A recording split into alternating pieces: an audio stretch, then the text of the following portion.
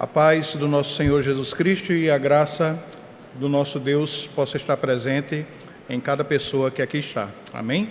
Gostaria de saudar aos amados irmãos, bem como também a todos aqueles que nos acompanham pela transmissão do nosso culto através dos nossos canais, das nossas redes sociais. Também aqueles irmãos que nos acompanham através do nosso canal parceiro, CS Lewis BR, que o Senhor possa, nessa manhã, estar abençoando ricamente a vida de vocês. Queria dedicar apenas alguns minutos introdutórios para fazer a indicação de 2 livros para aqueles que assim desejarem, tendo em vista a temática dessa nossa mensagem hoje. O primeiro do Steve Saint, que é A Grande Omissão. Ele vai falar sobre, na realidade, é um trocadilho com relação à grande comissão e a essa tarefa inacabada, que é a tarefa da evangelização do mundo. Gostaria de indicar também este livro, que foi um dos primeiros livros que eu tive a oportunidade de ler com a temática da missão, que é o Fator Melquisedeque. O Fator Melquisedeque, ele é a narrativa de 25 histórias, onde o autor do livro, o missionário transcultural Don Richardson, ele tem a oportunidade de falar um pouco a respeito do testemunho de Deus através da criação e de que maneira esse testemunho prévio de Deus muitas vezes prepara o coração de pessoas para que elas possam conhecer o Evangelho. Esses livros podem ser encontrados pelos irmãos na nossa livraria. Eu gostaria de poder começar a nossa mensagem nessa manhã pedindo que os irmãos possam estar abrindo suas Bíblias no livro do profeta Jonas. Assim nos diz a palavra de Deus. Veio a palavra do Senhor a Jonas, filho de Amitai, dizendo: Dispõe-te e vai à grande cidade de Nínive e clama contra ela, porque a sua malícia, sua maldade, subiu até mim. Jonas se dispôs, mas para fugir da presença do Senhor para Tarsis, e tendo descido a Jope, achou um navio que ia para Tarsis. Pagou, pois, a sua passagem e embarcou nele para ir com eles para Tarsis. Mateus capítulo 16, versículo número 4, o Senhor Jesus Cristo, em resposta a um pedido feito pelos escribas e fariseus que queriam confrontá-lo, pedindo que ele desse um sinal dos céus para que eles pudessem vir a crer nele, o Senhor respondeu a esses homens da seguinte maneira: uma geração má e adúltera pede um sinal, e nenhum sinal lhe será dado, senão o sinal de Jonas. Queridos, eu gostaria de lhe fazer uma pergunta, existe algo que lhe pedem, ou melhor dizendo, que quando lhe pedem, você, por consideração ou por respeito, você atende, mas você atende sem vontade de o fazer? Eu acho que, certamente, essa é uma experiência que muitas pessoas aqui vão concordar comigo, que enfrentam também. Na década de 1960, havia uma localidade na Oceania, chamada Nova Guiné Holandesa, uma colônia da Holanda. Nessa colônia havia algo em torno de mais de 400 etnias diferentes, com línguas, usos e costumes diferentes. Uma dessas etnias eram os Sauís. Os Sauís, eles, dentro da sua própria etnia, sua língua, usos e costumes, eles ainda tinham outras línguas, usos e costumes diversos. Era um povo reconhecidamente brutal. Era um povo que tinha uma expressão própria deles, que era chamada de cevar com amizade. E o que implicava o cevar com amizade? Cevar com amizade implicava em você construir um relacionamento com uma outra pessoa, às vezes de uma outra tribo ou da sua própria tribo, e enquanto esse relacionamento era construído, você ganhava cada vez mais, ou o Sauí, ele ganhava cada vez mais a confiança daquela pessoa, até que, passado muito tempo, quando a pessoa estava confortavelmente segura, esses homens, eles assassinavam o seu amigo, devoravam a sua carne, e ao fazer isso, depois, eles tinham como lembrança daquela conquista, daquela amizade, né, limpar e guardar na sala da sua casa o crânio dessa pessoa que eles haviam cevado com amizade. A crença ancestral do Sauí era que, quando ele fazia isso, ele estava de alguma maneira honrando o amigo, porque ele se alimentava da sua força vital, e ao fazer isso, se alimentar da sua força vital, ele adquiria para si também as virtudes daquela pessoa. Então, a traição era um valor para os sauís.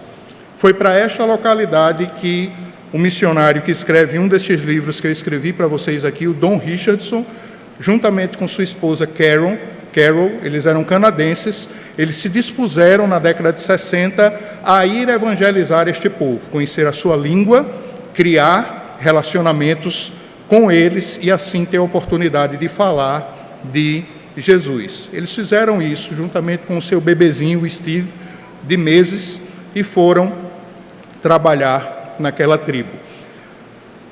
Passados alguns anos, ele inicia um processo de decodificação da linguagem daquela tribo, de tradução de alguns textos da Escritura, e algo que dentro da antropologia missionária se faz muito uso, que é uma espécie de evangelização progressiva. Então, vai-se desde o relato da criação até o relato da redenção.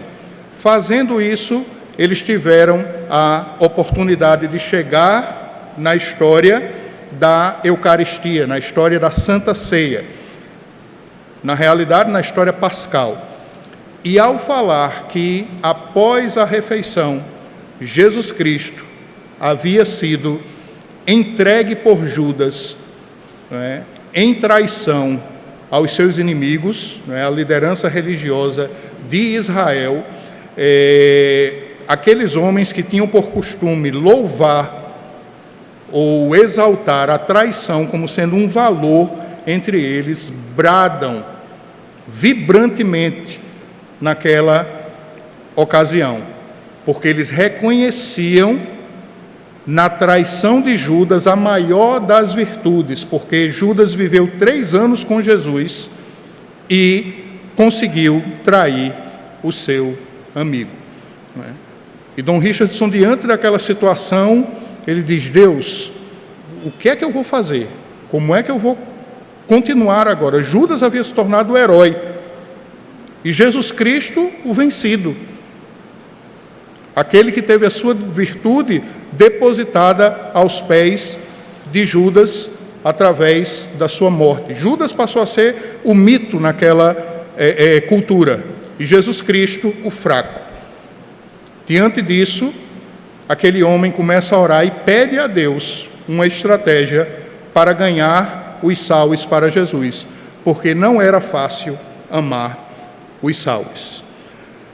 Não é fácil, queridos, amar aquilo a que desprezamos, amar aquilo que nos tira da nossa zona de conforto. Nessa manhã, eu gostaria de conversar com vocês acerca da compaixão de Deus.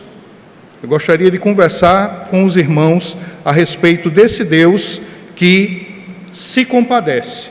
E ao se compadecer, ele nos faz um pedido. E esse pedido muitas vezes nos soa aos ouvidos e ao coração como algo desagradável. Eu gostaria de falar com vocês sobre a compaixão de Deus e o pedido desagradável. Mas antes de fazer isso, eu peço que você possa baixar sua cabeça, fechar seus olhos e que nós venhamos a ter do Senhor aqui a orientação e a instrução necessária do seu Espírito para compreender a Sagrada Escritura. Deus querido, eu quero lhe agradecer pela oportunidade de compartilhar a tua palavra com os meus irmãos e te pedir que o Senhor possa estar lhes falando ao coração, abrindo a sua mente e também a disposição de sua vontade à obediência da tua palavra, para que o seu nome venha a ser conhecido e sua vontade venha a ser glorificada na terra através de nós. Em Cristo Jesus é que nós a ti oramos. Amém. O livro de Jonas mostra um pouco dessa realidade.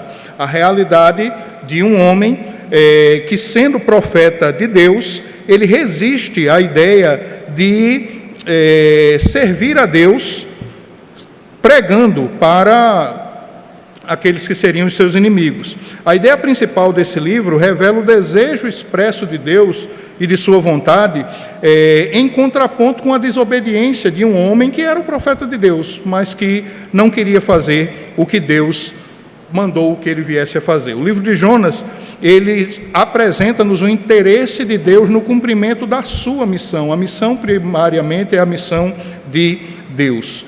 Jesus, ao falar sobre o sinal de Jonas, ele vai deixar claro que o sinal de Jonas, especificamente em Mateus capítulo 12, versículos de 38 a 41, na realidade se relaciona com a sua ressurreição.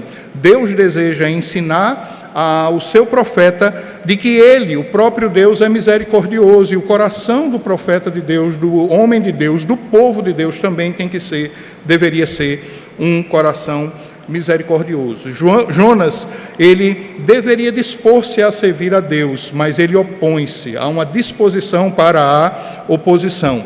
E esse livro também vai nos revelar que o grande missionário da história do livro de Jonas é o próprio Deus. Gostaria de propor aqui alguns elementos que possam ajudar os irmãos. Esse é um livro muito agradável de se ler, um livro que, numa sentada, você lê ele muito rapidamente, mas é um livro extremamente profundo. Ele muitas vezes é muito conhecido pela história de Jonas ter sido tragado por um peixe grande, que acreditam muitos ter sido uma baleia, mas na realidade a baleia no livro de Jonas, ela só aparece praticamente, ou o peixe grande, ele só aparece praticamente em um pequeno pedaço. A centralidade da narrativa de Jonas, da narrativa profética de Jonas, ela não está nesse evento que muitos consideram até inacreditável. Muitas pessoas, muitos críticos, que consideram este evento como sendo inacreditável. E essas pessoas têm um grande problema pela frente ao considerar Jonas como sendo uma figura meramente a trazer uma mensagem moral, ou mesmo um conto da antiguidade que de alguma forma foi aproveitado pela tradução judaico-cristã. O grande problema que as pessoas que pensam dessa forma e tentam desacreditar o livro é o fato de que o próprio Jesus cita Jonas.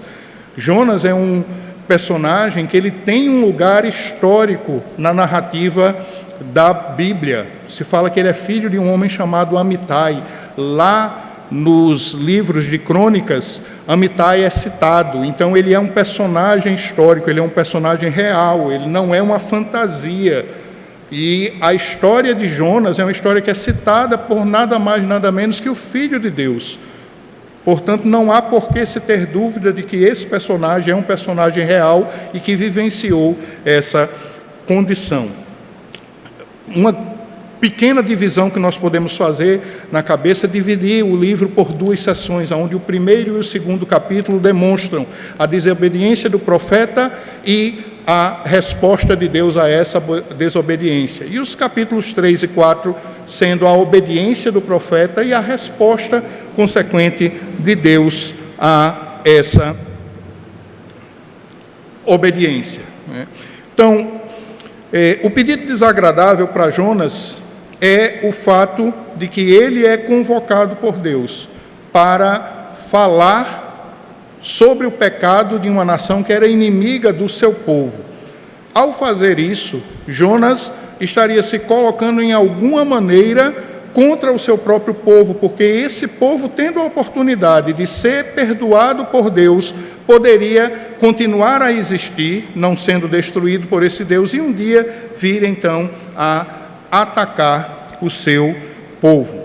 A vocação e fuga do profeta são relatados no primeiro capítulo. Jonas é chamado a dispor-se, como nós lemos aí nos versículos 1 ao 3, mas ele se dispõe a opor-se, ele se desvia da vontade de Deus, ele recusa a vontade de Deus. E ele inicia então uma trajetória de descidas. A gente vê no versículo de número 4, não é? Que ele desce geograficamente, ele está em Samaria, ele está no Reino do Norte, e ele desce até Jope para pegar um navio. Quando ele faz isso, a cidade de Nínive ela não estava para o sul, a cidade de Nínive estava no extremo norte oriental. Então Jonas literalmente ele faz uma primeira descida, que é uma descida geográfica, e depois ele pega um navio para uma cidade chamada Tarsis, que muito provavelmente era uma cidade na Espanha. Então, ao fazer isso, ele não só está saindo da vontade de Deus, desviando-se do que Deus queria que ele fizesse, mas ele está dando as costas para Deus. Então, se nós identificamos duas grandes divisões, eu queria também identificar com os irmãos, nos 4 capítulos, 4 posturas, de acordo com a interpretação bíblica de Stuart Olyott, que é um ministro reformado do Reino Unido, nos dá, em que no primeiro capítulo de Jonas a gente vê Jonas de costas para Deus. No segundo capítulo de Jonas a gente vê Jonas de joelhos diante de Deus. No terceiro capítulo de Jonas a gente vê ele de pé para obedecer à vontade de Deus. E no quarto capítulo de Jonas, nós vemos ele de frente para Deus, sendo confrontado por Deus. Eu queria ilustrar esse pequeno esquema com vocês através da palma da minha mão e pedir que você pudesse repetir esses gestos comigo. O primeiro deles, de costas. Aí eu peço que você faça assim para mim, tá? Capítulo 1, de costas, Capítulo 2, de joelhos, tá? Capítulo 3, de pé. Capítulo 4, de frente, tá? Então, capítulo 1, de costas. Capítulo 2, de joelhos. Capítulo 3, de pé. Capítulo 4, de frente. Eu tenho certeza que esses não são sinais de Libras, certo? Então, depois eu vou perguntar a Diana como é que eu faço para ficar mais bonito, para ficar em Libras, Por enquanto, ela está fazendo esse papel por mim, eu sou muito agradecido a Deus, pelo trabalho dela aqui. Depois eu vou aprender com ela como é que eu faço para ficar mais bonito, mas agora deu para lembrar, Capítulo 1, de costas. Capítulo 2, de joelhos. Capítulo 3, de pé. Capítulo 4, de frente, tá certo? Pronto, já são especialistas em Jonas, tá? Então, nesse processo, de descidas, você vê que Jonas, ele primeiro desce até Jope, depois ele desce até o navio, depois na narrativa ele desce mais profundamente, quando é revelado a sua impiedade, o mar se revolta, ele dá como solução o ser lançado no mar, então ele desce até o mar. E o ponto culminante, mais baixo da descida de Jonas, é ser tragado pelo grande peixe, que aí ele desce até o ventre do grande peixe. Nessa trajetória de descidas, a gente vê que o pecado de Jonas, assim como todo pecado, ele é, em primeiro lugar, pecado contra Deus. E quando a gente peca contra Deus, a inconsequência dos nossos pecados causa problemas a todo mundo à nossa volta. Essa é uma primeira lição que a gente precisa aprender aqui. Quando nós pecamos contra Deus, o nosso pecado não só nos afeta, mas ele afeta todas as pessoas que estão ao nosso redor. Então, a fuga de Jonas, ela demonstra inconsequência. No capítulo número 2, Jonas corre para Deus. Esse pastor, ele corre ou ele ficou de joelhos? Ele, ao ficar de joelhos, ele de alguma maneira está voltando para Deus. Ele corre de volta para o Senhor. E aí a gente vê livramento e oração. Livramento por quê? É livramento, queridos, porque se aquele homem tivesse continuado no mar, ele teria morrido afogado. O mar estava muito revolto. Ele descreve na oração, no capítulo de número 2, que de tão revolto que estava o mar, você vai ver aí, você vai ler que ele diz que as vagas de Deus passavam por sua cabeça, as algas se enroscavam nele, e quando ele já desfalecia, né, ele então testemunha o livramento do Senhor. Na realidade, o grande peixe não é o juízo de Deus sobre Jonas, mas é o livramento de Deus a Jonas, porque se ele não fosse tragado, ele teria morrido afogado. E ali, enquanto ele está, né, naquela posição certamente desconfortável, né, ele tem a oportunidade de refletir sobre a vida. Os 10 versículos desse 2º capítulo mostram isso. Um profeta, né, que viu a sua condição, um profeta que até o final do 1º capítulo, esse homem não orou a Deus, hora nenhuma você vê no 1º capítulo Jonas orando. Você chega a ver os marinheiros clamando aos seus deuses, mas você não vê Jonas orando a Deus, você não vê Jonas se dirigindo a Deus, pedindo o conselho de Deus. Muito pelo contrário, você vê ele dando literalmente as costas para Deus o tempo todo. Você vê também, nesse capítulo número 2, Jonas renunciando à tendência idólatra do seu coração. Ele diz no versículo número 8, atente para este versículo, por favor. Os que se entregam à idolatria vã abandonam aquele que lhes é misericordioso. Jonas está fazendo uma autodeclaração da sua condição. Ele reconhece aqui que a idolatria do seu coração, a comodidade, a segurança, o fizeram desprezar o conselho e a vontade de Deus. A oração de Jonas revelou um estado de impiedade. Se no 1º capítulo a gente vê a inconsequência de Jonas, no 2º nós vemos a impiedade idólatra. Então, ao fazer isso, ao enviar o grande peixe, Deus restabelece 3 coisas aqui que são essenciais para que a gente possa entender o seu propósito de ser misericordioso para o povo de Nínive e de perdoar o povo de Nínive se este viesse a se arrepender. Deus restabelece o curso original da viagem. Então, ao salvar Jonas com o grande peixe, ele dá a oportunidade de Jonas se arrepender da sua maldade e voltar para Deus. Deus restabelece qual a vontade deveria ser obedecida, porque no capítulo 1 a gente vê um relato de que muita coisa dentro do capítulo obedece a Deus, menos o homem de Deus. E Deus também restabelece o propósito de ensinar a Jonas a ter compaixão. O homem de Deus não era um homem compassivo. No capítulo número 3, nós vemos a pregação e conversão. Diz que a palavra do Senhor veio novamente a Jonas. Está aí, versículo 1. Veio a palavra do Senhor, segunda vez a Jonas, dizendo: dispõe-te e vai à grande cidade de Nínive e proclama contra ela a mensagem que eu te digo. Jonas levantou-se e foi a Nínive, segundo a palavra do Senhor. Ora, Nínive era uma cidade muito importante diante de Deus, e de 3 dias para percorrê-la. Jonas começou a percorrer a cidade, caminho de 1 dia, e pregava e dizia: ainda 40 dias e Nínive será subvertida. Jonas, então, ele se mostra um homem preparado para pregar. A sua pregação é espetacularmente impactante para os ninivitas. Imagine a situação: nós estamos diante de um homem que ele passou a contagem de 3 dias no ventre de um peixe. 3 dias para o judeu pode ser uma fração de dias, assim como foi na ressurreição de Jesus Cristo. Jesus,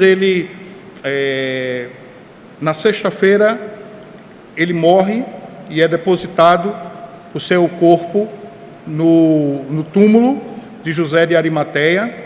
Ele passa todo dia de sábado ali com o seu corpo. No 3º dia, que é o domingo, ele ressurge. Então, a contagem de dias para o judeu não precisava necessariamente ser de 24 horas, mas uma fração de dia já contava como um dia para o judeu. Não sei se com Jonas foi mais tempo.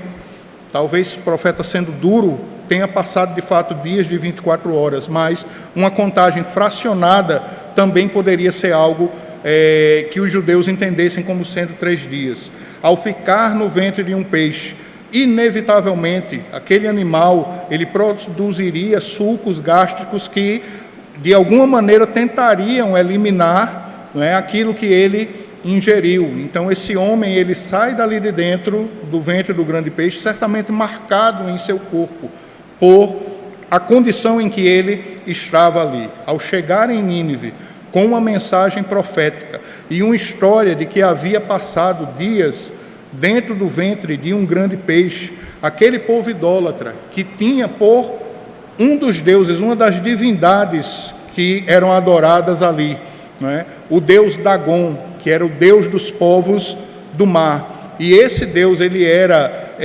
tipificado, ele era representado por um peixe, ele era chamado de Deus Peixe. Aqueles homens, os ninivitas, né, se você vendo a história, fazendo uma pesquisa sobre os ninivitas, você vai chegar... É inevitável que aquelas pessoas não vissem em Jonas algo extraordinariamente terrível de poder acontecer com eles, porque se o Deus daquele profeta era capaz de fazer aquilo com aquele homem, imagine o que não faria se os ninivitas não viessem a se arrepender. Então, a partir do próprio rei de Nínive, há um voto e há um compromisso com o arrependimento e com o abandono das suas maldades. E diz a palavra de Deus, já no finalzinho do capítulo de número 3, né? Versículo 10, viu Deus o que fizeram, como se converteram do seu mau caminho, e Deus se arrependeu, ou seja, mudou a sentença do mal que tinha dito que lhe faria, e não o fez, ou seja, Nínive não foi destruída, né? Então, a vontade de Jonas se rendeu a Deus, o coração de Jonas, todavia, não. E isso nos informa, né, que não necessariamente basta nós sermos emocionalmente tocados. A nossa vida e coração precisam ser transformados. Só ser emocionalmente tocado não é suficiente, mas precisa haver real arrependimento e conversão. Então, a obediência de Jonas era uma obediência ressentida, é uma obediência que foi até retribuída, porque houve uma conversão nacional, né? Mas não era uma obediência refletida. Havia ainda uma última mensagem, uma última lição a ser aprendida. Missão cumprida? Ainda não. Se fosse roteiro de uma série, de uma novela, de um filme, daria para terminar bem aqui. A cidade se converteu, vitória. Mas Deus não funciona como funciona a mente do homem, ou a cabeça, né, e as intenções do homem. Deus, ele tem algo a trabalhar em Jonas, e ao trabalhar em Jonas, ele tem algo a trabalhar nas nossas vidas também. E aí nós chegamos ao capítulo número 4, que é o último capítulo do livro. Diz a palavra de Deus, já no início do capítulo número 4, com isso, desgostou-se Jonas extremamente e ficou irado, e orou ao Senhor. Está aí a segunda vez que Jonas ora ao Senhor. E orou ao Senhor e disse, Senhor, não foi isso que eu disse, estando ainda na minha terra, por isso me adiantei fugindo para Tarsis, pois eu sabia que és Deus clemente e misericordioso, e que te arrependes, e tardio em se irar, e que te arrependes do mal. Peço-te, pois, ó Deus, livra a minha vida, porque melhor me é morrer do que viver. Drama e confrontação. Qual é o drama de Jonas? O drama de Jonas é porque ele conhecia Deus. Alguém poderia dizer, por que ele tenta fugir, pastor, se ele conhecia a Deus? Ele tenta fugir exatamente porque ele conhece a Deus. Está dito aí, ele diz, Senhor, não foi isso que eu disse, estando ainda na minha terra, por isso me adiantei fugindo para Tarsis, porque eu sabia que és Deus clemente. O problema de Jonas é que ele sabia o Deus que servia, e que este Deus não abriria mão da sua missão. e que este Deus queria dele que, de fato, a cidade de Nínive, que já foi dita no capítulo número 3, era muito importante para Deus. Era importante porque Deus vai dizer no final do capítulo 4 qual a razão da importância dessa cidade, né? Então, Jonas, exatamente, o drama de Jonas é porque ele não queria que Deus fosse quem Deus era. Ele queria que Deus fosse como ele era. Ele queria que Deus fosse vingativo. Ele queria que Deus fosse implacável.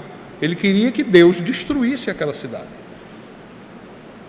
O coração do homem de Deus não era igual ao Deus a quem ele servia.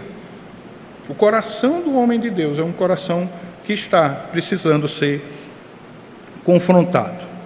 E Deus faz isso. Faz isso como fez com Caim. Faz isso como fez em vários momentos da narrativa bíblica. Deus se dirige a Jonas com perguntas, né? Diz a palavra do Senhor no versículo número 4. É razoável essa tua ira? Jonas se cala. Versículo 5. Sai da cidade, assentou-se ao oriente da mesma, e ali fez uma enramada, uma moita. Repousou debaixo dela, à sombra, até ver o que aconteceria com a cidade.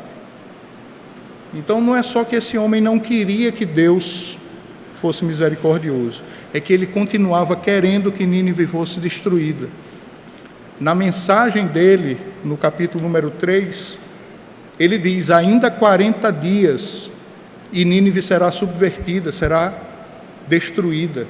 Ainda 40 dias. Nínive levava, pela informação que nós temos no texto sagrado, 3 dias para ser percorrida. Jonas percorreu a cidade toda em um dia. Ele levou só um dia para percorrer a cidade pregando. Normalmente, uma pessoa em condições normais levaria 3 dias. Por que ele prega tão rápido, irmãos? Ele não queria que a mensagem tivesse o efeito que deveria ter. Ele queria que realmente aquele povo fosse destruído. E pagou o preço de ficar na frente da cidade, se necessário fosse. Tive a oportunidade de dar um curso aqui de método de estudo bíblico indutivo e falava para os nossos alunos aqui no Instituto Kuyper. Se necessário fosse, ele passaria os 40 dias ali. Mas Deus, mais uma vez, é misericordioso com Jonas. E por que nós dizemos isso?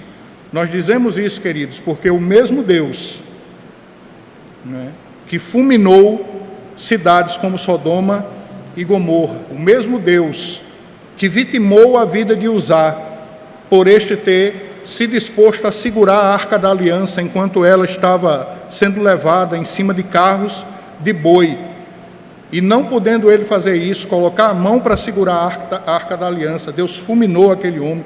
O mesmo Deus que fulminou Ananias e Safira, quando eles mentiram no seu coração a respeito da oferta que eles queriam dar à igreja, é o Deus de Jonas. Deus poderia ser mais impaciente com esse homem. Ele poderia dizer: rapaz, eu vou riscar a sua vida da terra e vou arranjar uma pessoa que me obedeça de bom grado. Ele, como Deus, poderia fazer isso, mas Deus é misericordioso com o seu profeta. Ele salva o seu profeta de morrer afogado. Ele traz esse homem à vida novamente. Ele dá êxito à pregação deste homem.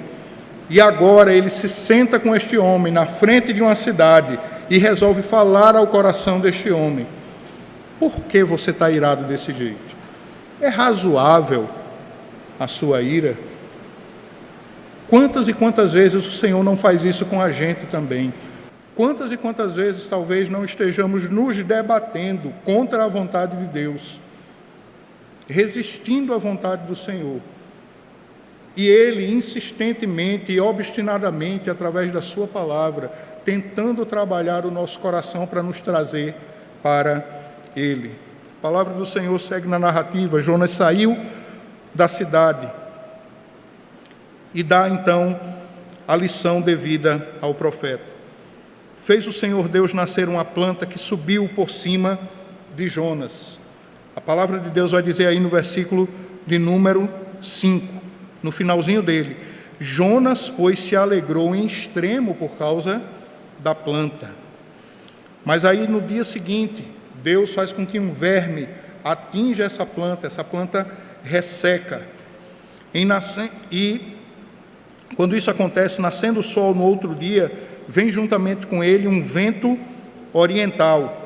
E diz a palavra de Deus que Jonas já desfalecia. E novamente Deus, pergunta ao homem de Deus que havia dito: melhor me é viver do que morrer. É a segunda vez que ele diz isso. E quando pede para ser lançado no mar, esse pedido dele a Deus, de certa forma, está expresso na sua vontade de morrer para não ter que fazer a vontade de Deus. É razoável essa tua ira por causa da planta?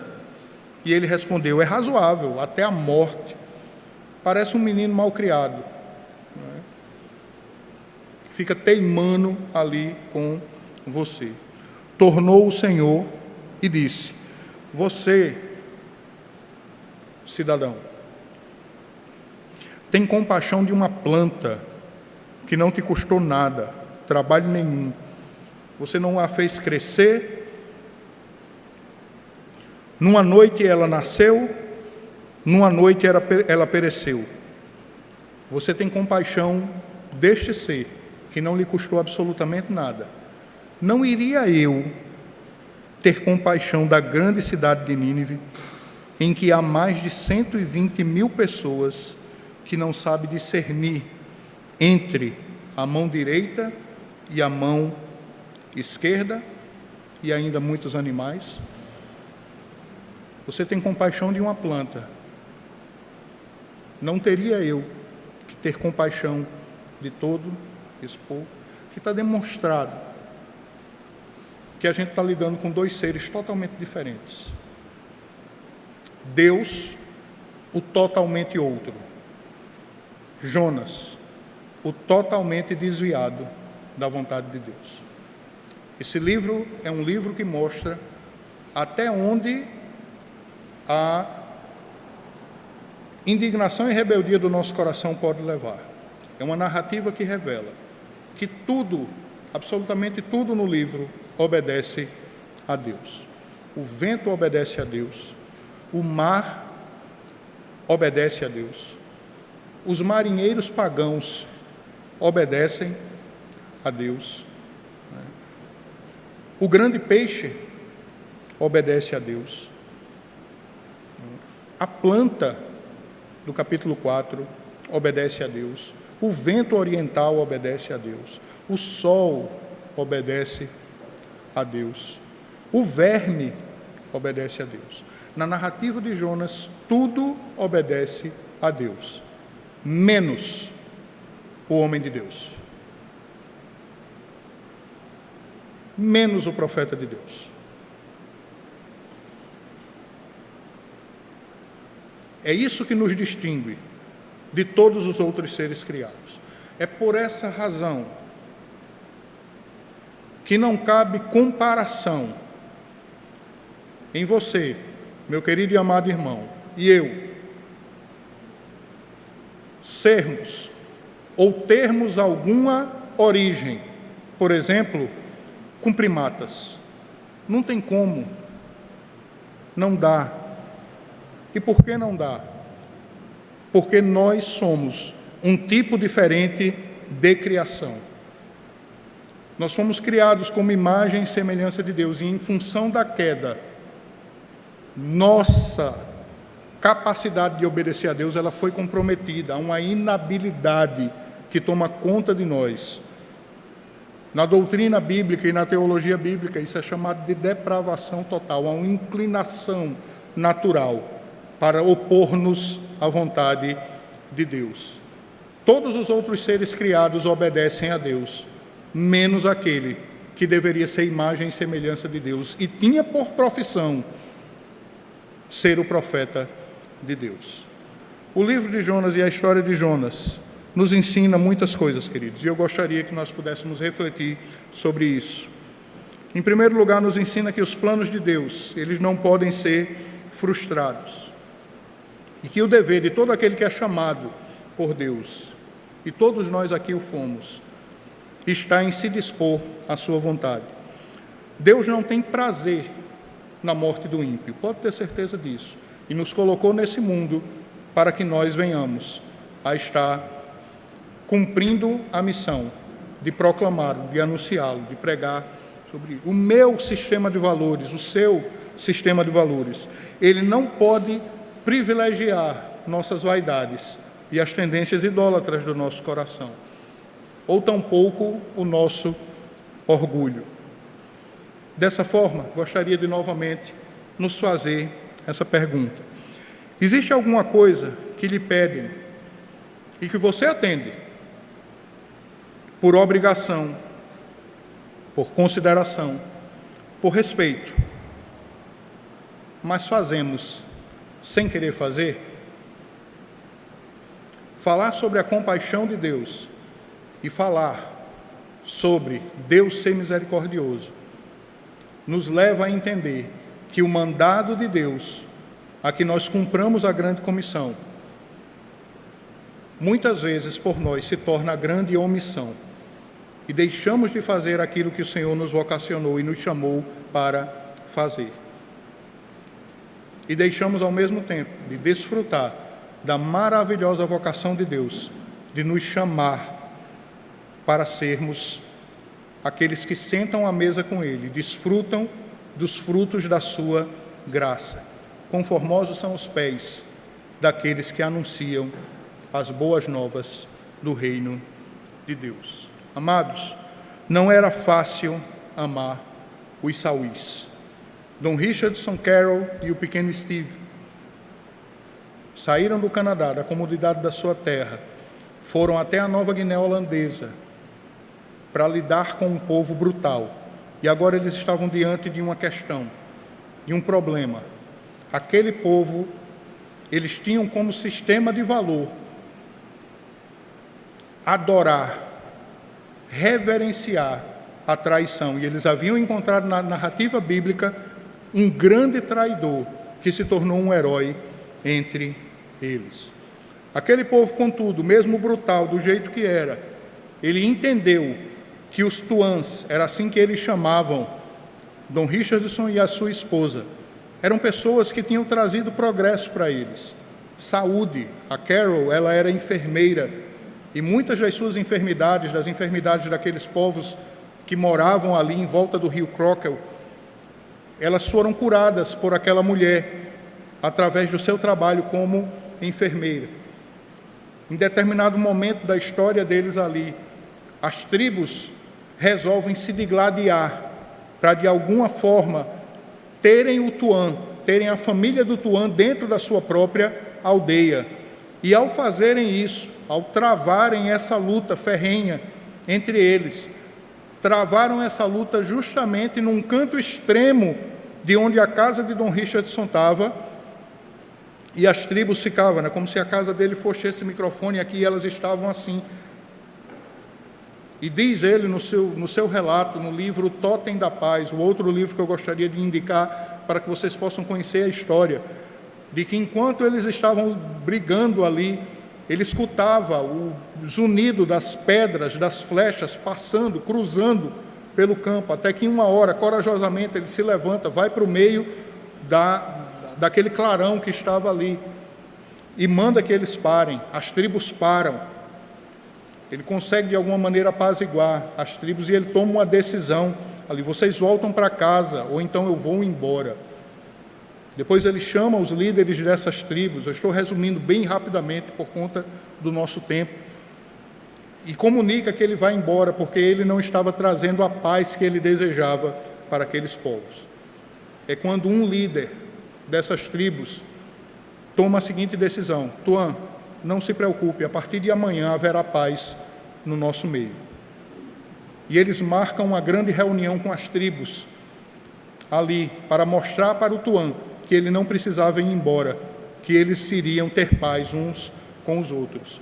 E ao fazer isso, quando eles se reúnem, conta a história de que começa um novo ritual ali, um ritual diferente que até então Dom Richardson não conhecia.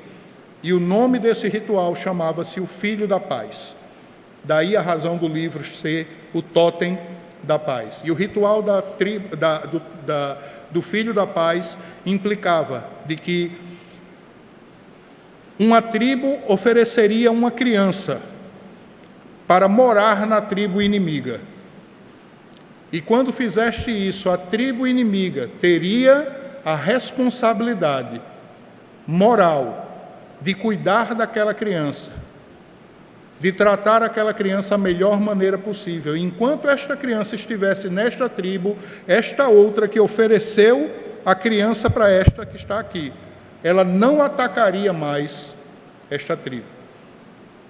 Na ocasião que isso foi feito e que o bebê é entregue ali, havia uma mãe desesperada desta tribo aqui, porque estava tendo que entregar o seu filho. E a fama dos sáuios era o quê? Era cevar com amizade. E essa mulher tinha medo por isso. No dia seguinte, novamente essas tribos se encontram. E agora o representante desta outra tribo aqui também entrega uma criança para outra, e eles selam entre eles a paz.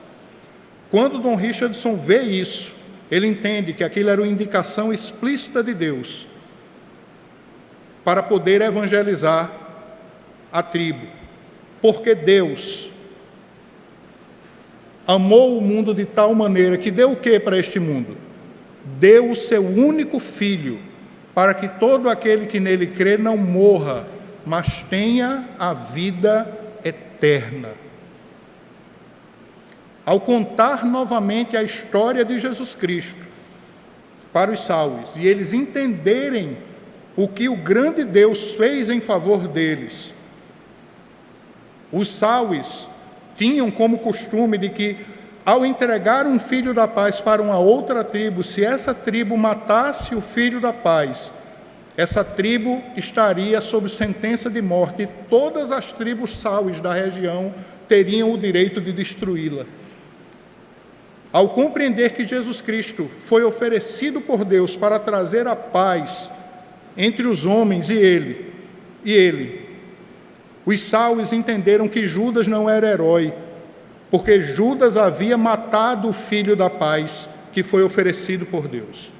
E a partir daí, aquela ideia de que Judas era o herói e de que a traição era uma virtude caiu por terra, e muitos sáuios, uma igreja enorme entre os sáuios, nasceu a partir da vocação obstinada de Deus de ganhar aquele povo, dando a este povo um ritual que um dia no futuro iria revelar o seu grande amor para aquela etnia. É uma história belíssima, queria indicar para os irmãos, né, que pudessem ler, pudessem conhecer. E ela nos comunica algo que nós não podemos, não devemos nos esquecer, irmãos queridos. O Senhor Jesus Cristo, Ele é aquele que não só deseja que nós tenhamos paz, mas que Ele é a própria paz. É interessante, não é? Muitos nomes na Bíblia, eles têm um significado.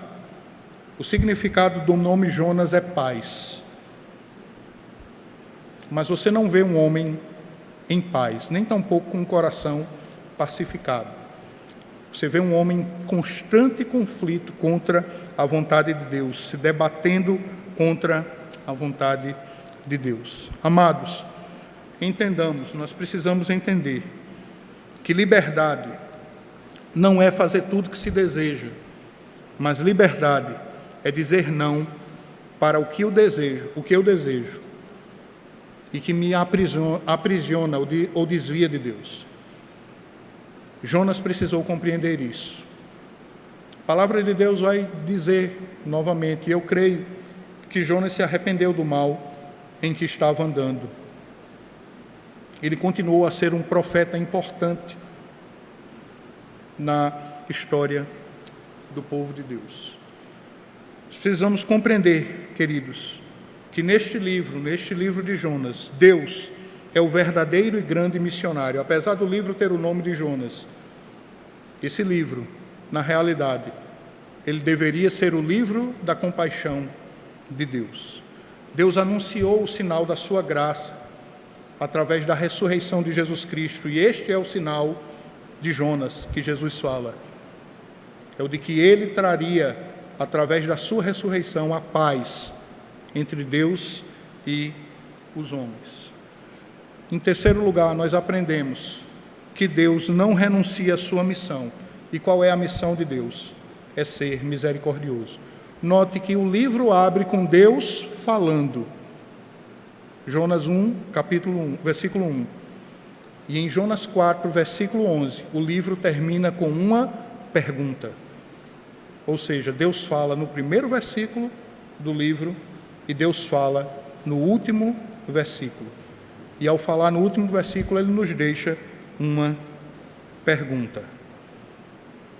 Essa pergunta só pode ser respondida por cada um de nós, assim como deveria ser respondida por Jonas.